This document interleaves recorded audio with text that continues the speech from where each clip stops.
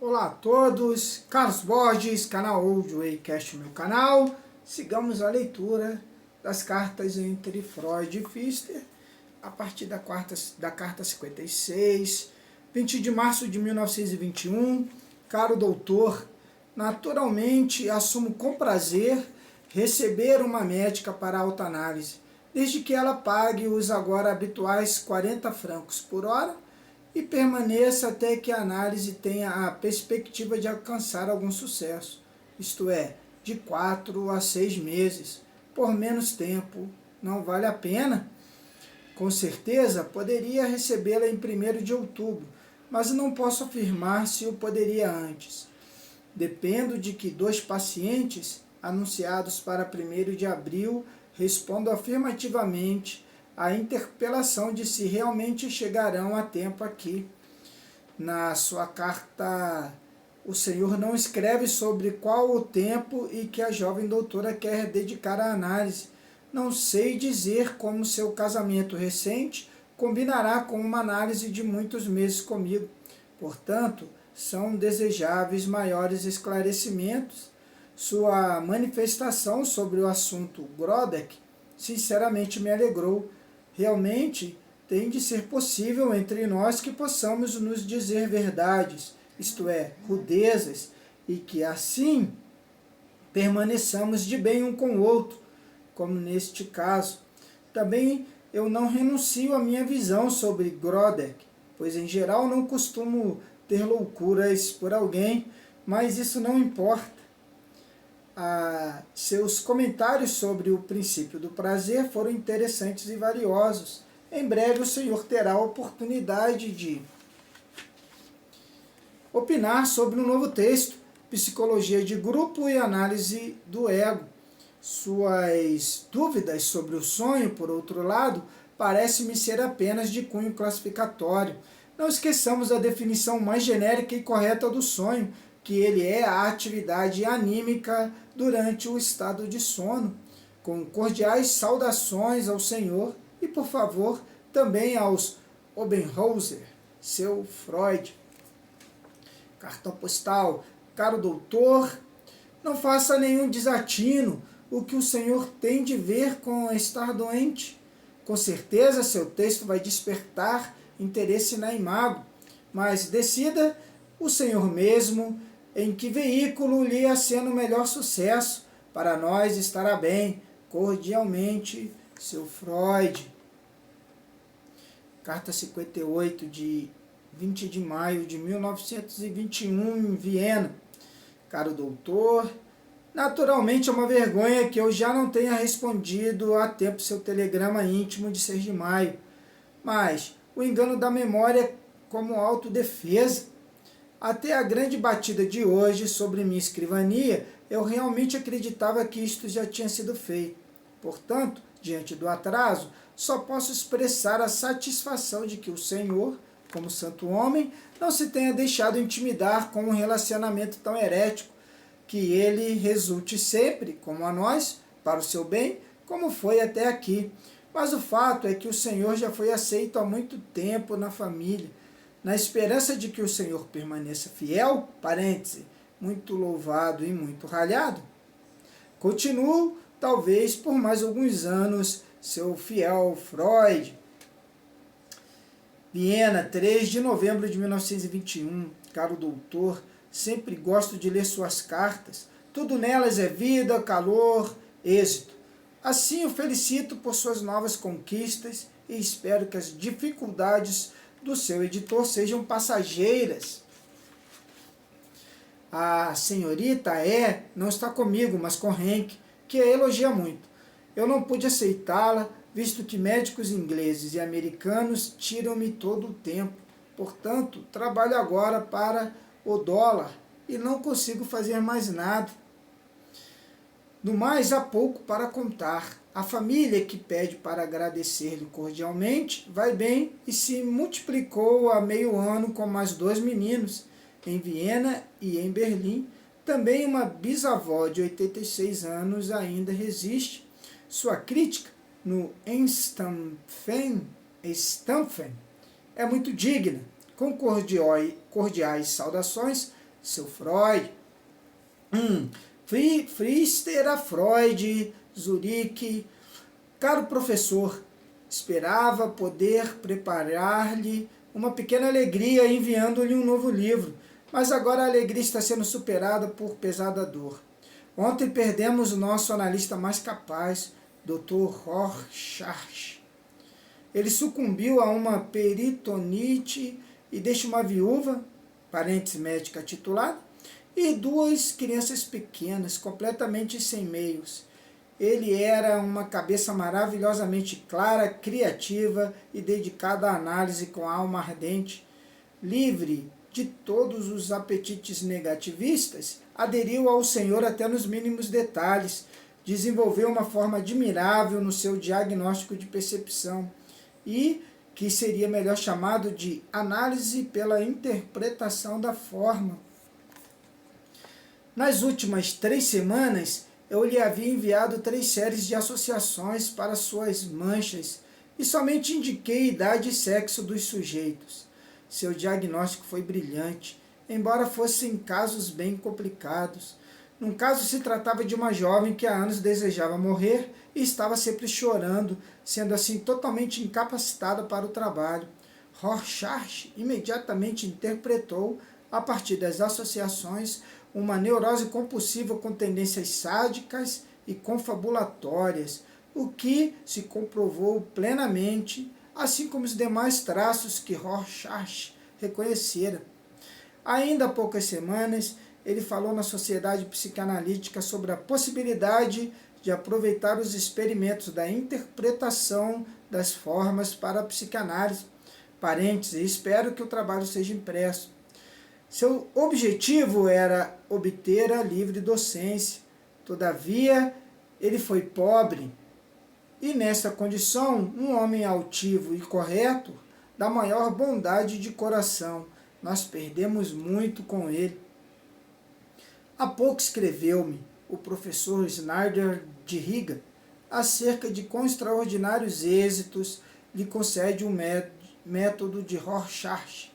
O Senhor não poderia fazer alguma coisa pela revisão do realmente grandioso método, que certamente prestará bons serviços à psicanálise? Estou contente porque me foi possível convencer Bircher a tempo da impressão da obra básica de Rorschach. A viúva mora no hospital psiquiátrico Elisau, Cantão Appenzell.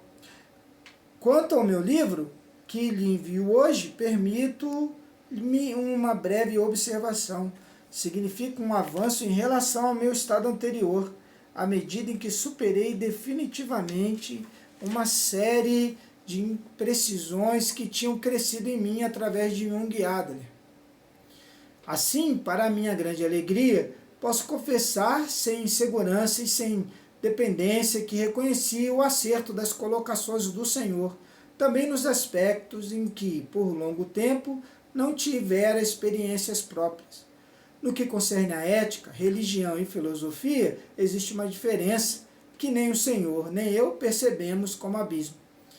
Nesta nova obra, cujo primeiro volume consiste numa monografia sobre desenvolvimento e falhas de desenvolvimento do amor, dirijo-me a pais e educadores, pois a minha fé nos letrados encolheu consideravelmente. Em primeira linha, quero ajudar a vencer o sofrimento e posso fazê-lo melhor direcionando o povo para os analistas, do que me batendo com um bando de psicólogos e pedagogos bitolados.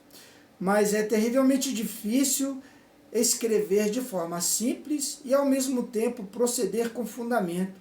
Esforcei-me muito em combinar ambos os interesses no livro. Se a tentativa deu certo, não sei.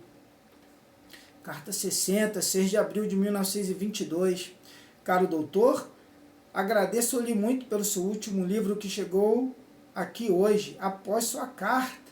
Naturalmente, por ora, só o conheço de folhear, mas tenho a impressão de que se tornará meu predileto entre os seus filhos intelectuais e que, apesar de Jesus Cristo e das ocasionais mesuras à anagogia, também será o mais próximo da minha inclinação. Para ser bem autêntico, não se pode ser tão otimista na vida como o Senhor. É certo que o Senhor queira produzir algo de edificante com ele. A rancorosa dualidade divina grega, a Logos e Ananke, certamente a gente só se converte na velhice. A morte de Rorschach é muito lamentável. Ainda hoje escreverei algumas palavras à viúva. Minha impressão é que talvez o Senhor o superestime como analista. Depreendi com satisfação das suas linhas o quanto o Senhor o aprecia como pessoa. Obviamente, nenhum outro além do Senhor deve escrever um necrológio para a revista. E, por favor, em breve, que o Senhor tenha despachado Lips para longe, de modo tão brilhante. É bem merecido para ele. Acho que o Senhor caracterizou a Aberlin de modo excelente. No caso H, é difícil orientá-lo. Ocorre com frequência que pessoas maravilhosas e sérias precisem atormentar-se mutuamente por não conseguirem expressar de forma plena o seu amor de outro modo. Não o considere muito trágico. Quando falamos do Senhor, sempre lembramos da sua surpreendente capacidade e disposição de trabalho, o que, com menos razão, o Senhor elogia em mim. Cordiais saudações e agradecimentos, seu Freud. Pfister a Freud, Zurique, 19 de julho de 1922. No que, porém, concerne à anagogia, que o Senhor pensou farejar no meu outro livreco, considero-me inocente. O decisivo para a análise é a catagogia. Estou definitivamente cheio da mania junguiana. Estes interpretaços, que consideram toda sujeira como elevada marmelada da alma, que rotulam todas as perversidades como santos oráculos e mistérios, e que contrabandeiam para dentro de cada alma, acabrunham um pequeno Apolo e um Cristo, não prestam. É um hegelianismo transposto ao psicológico. Todos ente têm de ser sensato, se ao menos fosse esta a teoria. Mas algo bem diferente é a educação, que certamente tem de se ter um sentimento ético, um sentido ético. O Senhor mesmo acentuou outrora que se precisam educar as crianças. E quando analisamos, precisamos também preencher com intenções honestas as pequenas bestas e anjos com quem lidamos. Não que lhes sopremos o nosso próprio hálito de pensamento e lhes inspiremos nossa própria alma. Contudo, uma porção de higiene anímica e social, elas certamente precisam ter e concretizar no amor sadio. Mas a análise, como tal, precisa considerar todos os produtos do inferno como autênticos e sérios. Não pode vestir o diabo com folhas de parreira, assim como precisa fazer plena justiça à parábola do joio no meio do trigo. Última carta de hoje, a Freud a Pfister, caro doutor. Finalmente uma carta com a qual, exceto em um ponto, eu posso concordar de coração. Este único ponto concerne a sua repentina preferência por danos auto-infligidos, parênteses, comuns ou clinicamente causados. Por acaso, castigos por sua guinada da acatagogia? Por acaso, castigos por sua guinada da acatagogia? Naturalmente, é necessário que haja educação. Ela pode até ser severa. Não é prejudicial que ela se apoie em conhecimentos analíticos. Mas a análise em si é algo diferente, primeiramente uma constatação honesta. Nisto, portanto, estamos de acordo. Não combina com um analista melindrosa preocupação de que o mais sublime da pessoa possa sofrer algum dano. Alegra-me que o Senhor esteja satisfeito com o seu colega, o qual não é fácil para nós, nada se obtém dele. Quando finalmente ele promete uma colaboração para a revista, nunca a envia. Quando assume um necrológio, para um precioso colega falecido, nunca se escuta o seu chamado. Como presidente de um grupo local, ele não comparece ao Congresso. Provavelmente faltará o próximo também. Isto é realmente revoltante. Com certeza encontrarei uma horinha para tratar com o Sr. e Biswanger sobre a pobre Sra. H. Mas será que a ajudará? A tola perdeu seu processo de vida. Penso que em todas as instâncias, em ocasiões passadas, fiz os esforços mais inusitados para reverter a sentença.